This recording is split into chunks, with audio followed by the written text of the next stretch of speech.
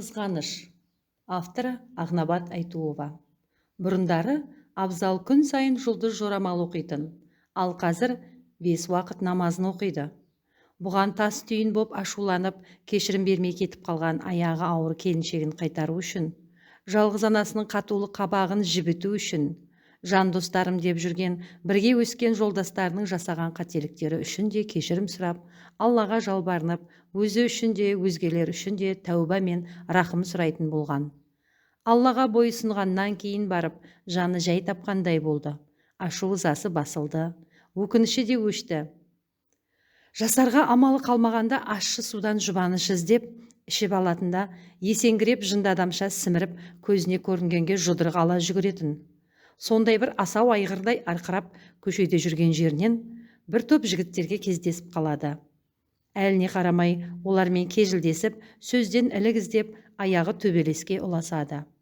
Әлгі жігіттер мұның масаң әрі боқтыққа толы сөздерін елегісі келмесе де, бұл өзіне бәле тілеп, біреусінің жағасына жармасып, өзінің спорттық бокс техникасын көрсетіпті. Оларда қарап қалсын ба, 3-4 жабылып соққыға жықса керек.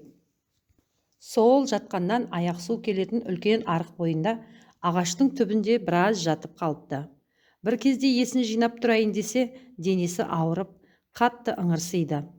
Абзалдың несібесіне мұсылманның Рамазан айы болғаннан ба, Құдайдың рахымы түскеннен ба, сол маңайда үлкен мешіт пен медресе орналасқан екен. Бас имам мен көмекшісі түнгі тарауих намазына беттеп келе жатқан кезі екен. Ыңырсып жатқан жігітті көріп, жедел жәрдем шақырғысы келеді. Абзал жалынып, жалбарынып, жедел жәрдемді шақыртпады. Жедел жәрдем келсе, мұны қалалық ауруханаға апарады, ал ол жақта анасы дәрігер болып жұмыс жасайды. Бүгін қырсыққанда анасы түнгі кезекшілікте еді. Әйелі кетіп қалғалы бері анасы екеуінің арасы да суық болатын. Енді мына түрімді көрсе, бетіме түкірер деп ойлады Абзал. Имам қанша дегенмен Құдай жолындағы адам ғой, жігітті мешітке бір жағын сүйеп жүріп кіргізді. Сөйтті де денесіндегі жарақаты бар жоғын қарап шықты. Шығып кеткен сынған жерің жоқ сияқты, басыңа ауыр соққы тиюі мүмкін, содан есіңнен танып, ұзақ жатып қалған сияқтысың. Әлде мастығыңнан ба, білмеймін ғой қанша жатқаныңды. Құдай білсін, қазір есіңді білесің ғой әйтеуір. Жігіт басын изеді. Имам орнынан тұрып бара жатып, егер шаман келсе дәретіңді ал, бізбен бірге сәждеге тұр, ниет етіп, ұйып тұрсаң да болады, деді. Абзал имамның айтқан сөздерінің бірінде түсінген жоқ. Жуынатын бөлменің қайда екенін сұрады да, үсті басын қағып сілкіп, реттеп, басын мойнын жуып, аузын шайды да, жата қалатын оңаша бөлме іздеді. Өйткені басы ауырып, әлі де болса мең-зең күйде еді.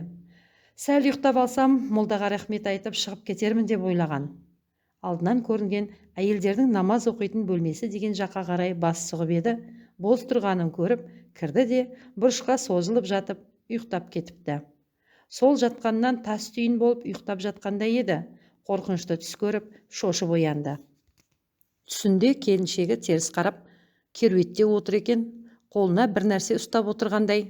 Әйелім босанып алыпты ғой, баламызды құндақтап, құшақтап отырау деп ойлап, иығынан ұстап өзіне қарай бұрып еді. Келіншегі қатып қалған.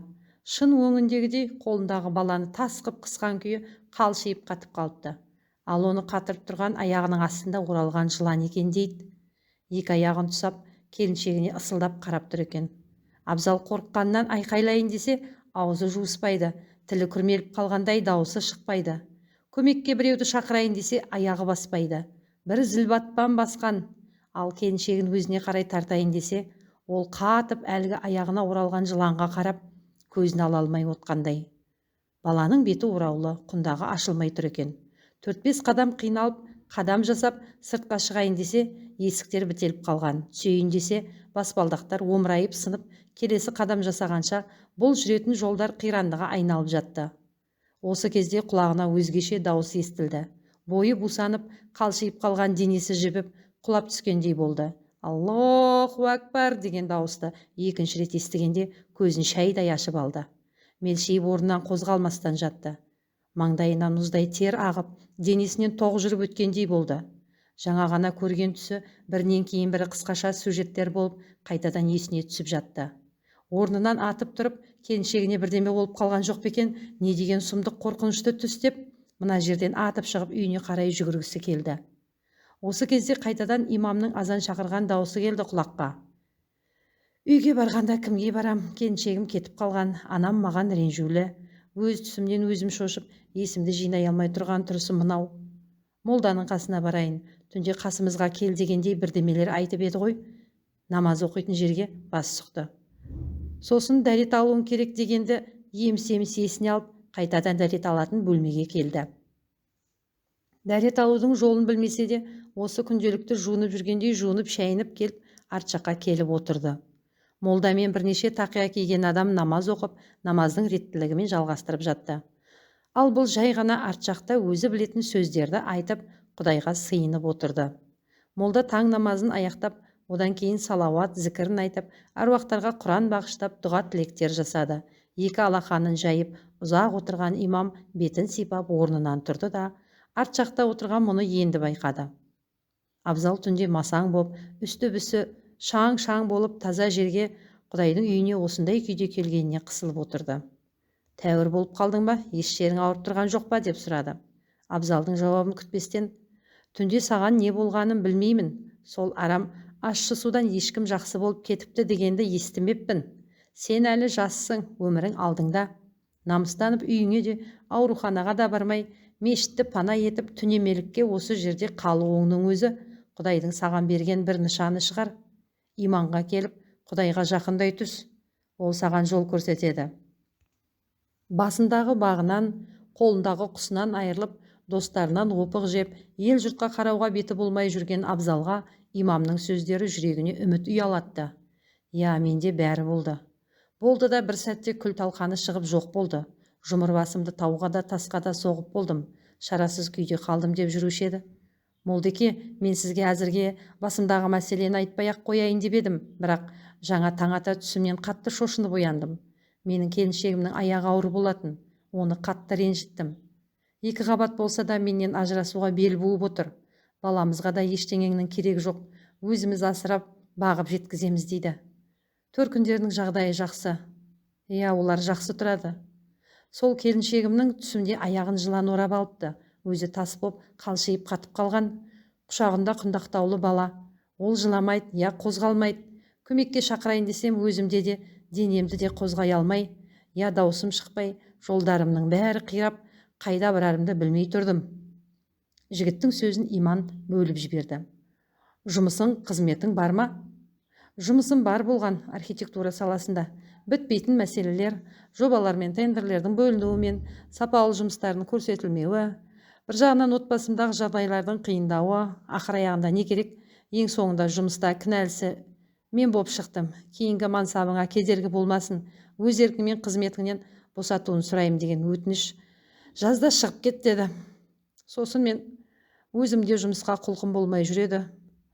Жұмыстан да алды-артыма қарамай шығып кеттім. Ал бойыңда ауруың жоқ па? Жақын арада дәрігерге қаралып едің? Сол ауру дегенді білмейтін едім. Басым солқылдап ауырады да тұрады, желкем тарта береді. Бәрі өзім сатып алған ауруым. Сол күні анамды тыңдап сыртқа шықпағанымда, жігіттермен отырып ащы суды ішпегенімде мұндай бейшара халге түспес едім. Сен бейшара емессің, бәріміз де Құдайдың пендесіміз. Басыңа түскенді сынақ деп қабылда. Анаң бар болса қысылмай анаңмен сөйлес. Ақылын айтса тыңда. Жаңа көрген түсіңе жақсылыққа қарай жорып, дұға оқып жіберейін, қолыңды жай деді. Арабша Құран оқығандай, көрген түсінің жақсылығын өзіңе және көрген нәрсеңнің жаманшылығынан сақтай көр деп, Аллаға сыйынамыз деп, тағы қайыра Құран оқығандай болды. Сен бала мешітке келіп тұр, басыңа мұнша іс түсуі жайдан жай емес. Ашу араз ақыл дос деген. Отбасыңды біріктіруге күш сал. Келіншегің аяғы ауыр болса, оған да оңай емес. Сеннен бөлініп төркінінде жүруі. Не де болса, анаңмен ақылдасшы. Қайын жұртыңа барып, кешірім сұраудан тайынба. Қанша уақыттан бері бойында мұндай жеңілдік болмапты. Түсінен шошынған қалпынан да беті бері қарап, тынысы ашылғандай болды. Уайым шегіп жүре бермей, қиындығымды қалай шешуін көбірек ойланайыншы. Неден бастаймын? Анама барам, келіншегіме барам. Сосын не деп айтам? Дегенде жүрісі баяулап тоқтап қалды. мұның бірдеме деп айтуға қақысы қалмағандай. Көзім қарауытып, сол күні айуандыққа бармағанымда мен ең бақытты адамдар қатарында едім ғой. Сол күні келіншегі екеуінің үйленгеніне 2 жыл болатын. Келіншегі күндегіден ерте тұрып, жан-жағын тез жинастырып, дүкеннен тапсырыстар беріп, азық-түліктер алғызып жатты. Сенбі күн болатын. Абзалда үйде еді. Анасымен келіншегі сыбырласып, мәз болып бірдемелер айтып жүрді. Сықылықтап күліп қояды арасында. Келіншегінің есімі Гаухар. Үйленгендеріне 2 жыл жуықтаған соң, әйелдер дәрігеріне қаралып, ем-дом алып жүрді. Қорқынышты ештеме жоқ екен, сәл күтініп, дәрумендер қабылдау керек екенмін деп жүретін. Ас бөлмеде түстен кейін мұрынды жаратын кереметтей тамақтың иісі шығып жатты. Осы кезде Абзалдың телефоны шырылдап, бебеу қаққан еді. Жолдастарының бірі Самат деген жігіт кешке шығып бір жерде отыратындықтарын айтып, бұны шақырып жатты. Анасы сөздерінің төркінін түсініп қойып, Абзал, бүгін ешқайда шықпай-ақ қой, бүгін үйде болуға тиіссің. Гаухарды қараш, сен үшін азаннан бері шаршаса да тыным таппай жүр. Кешке тамаша дастархан болады, үшеуміз әдемілеп отырайықшы. Абзал анасының мұнша неге елеріп сөйлеп тұрғанына сәл таңданыс білдірсе де, не болды, мам, күнде онсыз да үшеуміз отырамыз ғой, бір демалысымды сәл жүріп қайтқаныма кіттей бала сияқты әңгіме айтатыныңыз не? Қазір тренажер залыма барам, әрі қарай балдармен отырып қайтам. Сосын түннің бір уағына дейін жүрмеймін ғой, келем ғой. Бұл да қылқылдап қоймай қойды. Олай ететіндей түрі де бар еді. Өткен сенбіде Гаухардың үйіне қайын енесінің туылған күніне барған. Сол кезде де осы Саматтар шақырып, оларға бара алмай қалған. Сен өзі үйленіп алып қайыншыл болып кеттің ғой. Сол кезде бір күлгені бар еді. Енді бүгінгі басқосуларынан қалғысы келмей отыр. Не керек? Сол күні кешке дейін тренажер залында болды. Одан шығып, бірнеше жігіт жаңадан ашылып жатқан түнгі клубқа кірді. Міне сол жерде бәрі басталды. Жігіттер ішімдік іше бастады. Бағалар басқа жерге қарағанда қымбат емес.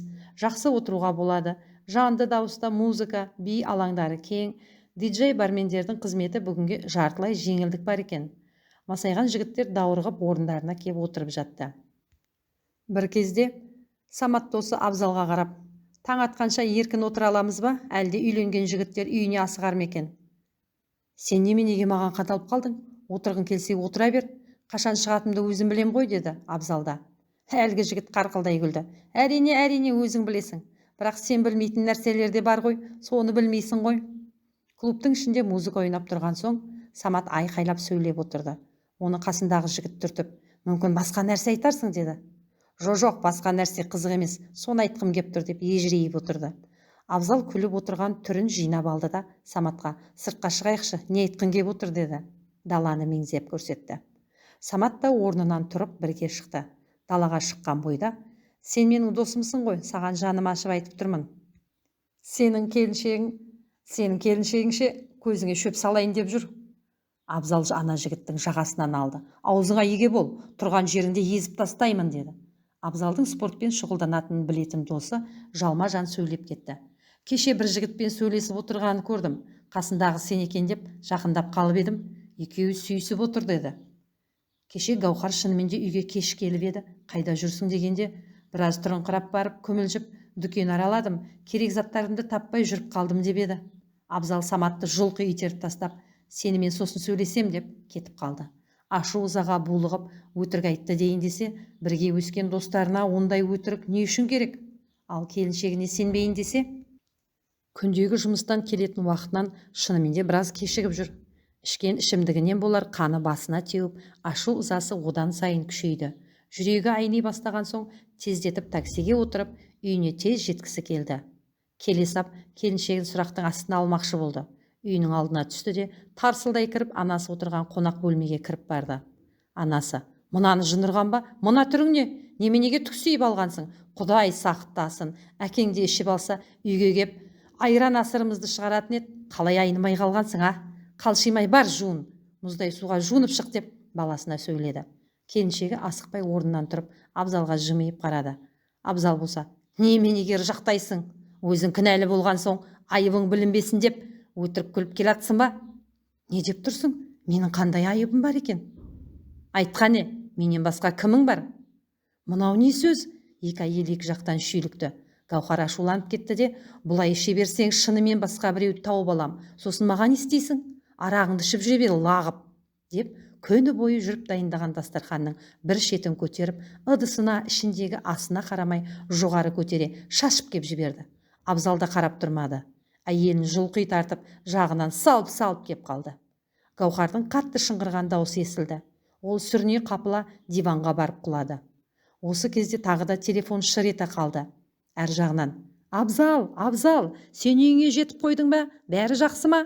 Самат сені алдады. Сен кеткен бойда өтірік айттық деп қайта шақырып алып аламыз деген едік.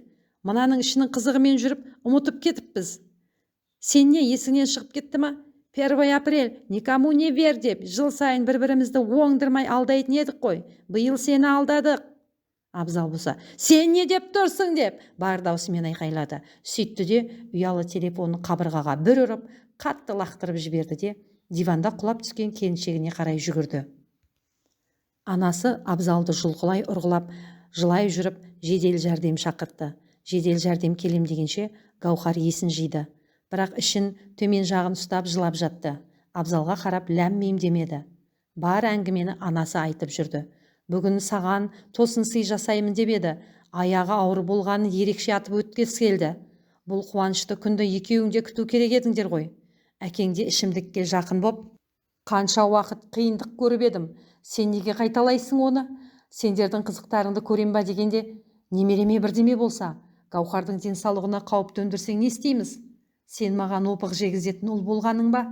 Анасы зар жылап өкси берді. Гаухардың аяғының ауырлығын білгенде Абзал не қуанарын, не жыларын білмеді. Өз қолын өзі кесердей қатты өкінді. Көзді ашып жұмғанша болған осы бір шамалы ғана уақыттың ішінде өз өмірін, өзі астан кестеңін шығарғанын енді түсінді. Тек Гаухардың қолынан, шашынан сипалай берді. Жедел жәрдем келіп Гаухарды алып кетті. Бәрі бірге ауруханаға ілесті. Абырой болғанда балаға еш қауіп жоқ депті. Бірақ Гаухардың өз жағдайы нашар. Шок алған ба, әлде қатты ашуланғаннан ба, Абзалдың сөзінде анасының жұбатуын да естімеген адамдай мұздай боп қалшиып қалды. Өйтпегенде ше, өзі асыға күткен жүктілігі, оның үстіне айтулы күнде ішіп келіп, өзін қаралап күйе жақты. Одан қалды қол көтерді. Сүйіктісімін деп жүрген әйелге одан артық қорлық бар ма? Екеуі де достарының өрескел ойының құрбаны болып отыр. Сабыр, шыдам, түсінушілік, қадір, қасиет деген ұғымдардан екі жаста алыстау еді бұл кезде. Ертесінде өздері абдырап тұрғанда сау етіп кешегі достары келді. Абзалдан да, Гаухардан да кешірім сұрамақшы болған екен. Абзал Саматты көрген бойда ұстап алып тек ұра берді. Сен әдейі жасадың, бізді көре алмайсың ба? Адам осылай ойнай ма? Біз сенің мазағыңыз ба? Тіптен ірі екі жігіт жабылып Абзалды тоқтата алмай жатты. Аурухананың кіре берісі қан жуса болды. Қатты тарсыл-гүрсілмен айқайдан адамдар шулап, күзет келіп, ақыр аяғында полиция шақырып, барлығын қамауға алып кетті. Ал Гаухар болса, төркіннен анасын алдырып, өзінің үйіне кетіп қалды. Ойнап жүріп отбастың деген осы екен. Анасы жылап еңіреп, баласын полиция бөлімінен шығарып алды. Гаухардың арыз жазбай кеткеніне рахмет айт, түрмеде айдалып жүретін едің. Бүгін жұмысқа бармай, сенің соңында жүрдім тамыр-таныс іздеп. Сенде жұмысыңа бар, сосын Гаухарды алып кел, қажет болса мен де барамын деді. Бірақ Гаухар қайтып келмеді. Әке-шешесі ит терісін басына қаптатқандай етіп бұларды қуып шыққандай етті. Я, ойнап жүріп отбастың деп осындай жағдайды айтатын шығар. Достарымен де араласпай қойды. Олардың ойынның арқасында отбасынан айырылды. Содан кейінгі күндер тұманның арасында қалғандай, бұлдыр бұлыңғыр боп өтіп жатты. Гаухар ешқашан кешірмесе қайтемін деп уайымдады күннен күнге. Мен шынымен әкем сияқты араққа құмартып кетпесем болар еді. Ажалы да сол ащы судан болып еді ау. Жоқ, мен жақсы өмір сүрем. Гаухарсыз күнім жоқ. Баламызды бірге бағамыз деп қайтадан шамалы өзіне сенім ұялатты. Есептеп көріп еді, Гаухар кеткелі 2 айдан асыпты. Қайын жұртына барып еді, келіншегі шынымен ауырып қалған екен. Ауруханадан келгелі дұрыстап ас су ішпеді. Әуелгі күндері жылап әңгімесін айтатын еді, қазір тіптен бізбен сөйлеспей қойды. Өзің қандай адамсың? Жүкті еліңе жағдай жасаудың орнына ұрып қорқытып, қызымызға не істеп қойғансың? Абзал кешірім сұрай берді. Рұқсат етсеңіздер, Гаухарды алып кетейін. Менің анам да дәрігер, екеуміз бағып қағамыз, деді Абзал. Енесі шапшып орнынан атып тұрды. Мен саған енді қызымды бермеймін. Осы көрсеткенің жетер. Қандай халге түсіргеніңді көрмейсің ба? Осы кезде қыздың әкесі: жетер, мұрша бер бұларға. Өмір екеуінікі, бала екеуінікі. Ендігі қалай өмір сүретінін екеуі шешкені дұрыс. Қызымды жіберемін. Бірақ күнде кешкісін жағдайын өзім барып біліп тұратын боламын. Әр балам бір жалғыз менің. Осы жолы бізді ренжітсең, өз обалың өзіңе. Осылайша әкесі кесіп айтты. Гаухар екеуін әкесі өзі жеткізіп салды.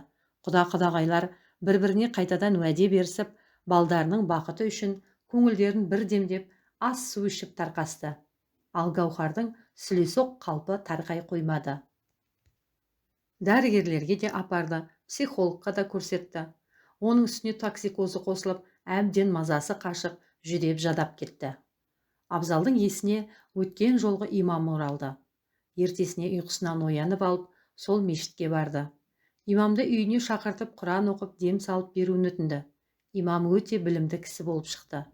5 күн бойы оқып, Гаухардың көзі ашылғандай. Тамаққа да тәбеті ашылып, беті бері қарай бастады. Кетерінде, бәле жаладан аман боламын десең, 5 уақыт намазыңды оқи жүр. Сендерге сондай бірдеме жабысқан. Ашып айтпай-ақ қояйын. Маған 5 күн бойы екеуіңді оқып тазалау оңай болған жоқ, деді. Шынымен де үйдің ішінде бір жайлылық пен жылулық орнағандай жанымыз кіріп қалды. Намазбен Құран оқып, өзіңізге барсам, үйренсем болады ма, деді Абзал. Әрине, мешіттің есігі әрбір мұсылман үшін ашық, деп жылы шырай танытты имам. Абзал сол күннен бастап мешітке барып жүрді.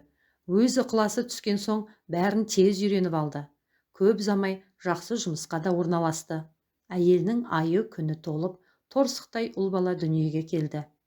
Бойын барынша қуанышпен Аллаға деген махаббат кернеген Абзал құлашын ашып, кең тыныстап алды. Я Алла, осы күнге жеткізгеніңе шүкір. Енді мені жолымнан адаспайтындай иманымды күшейте көр, деп дұға тілек жасады. Соңы. Каналыма тіркеліп, лайк басып өтсеңіздер, Алла сіздерге де разы болсын.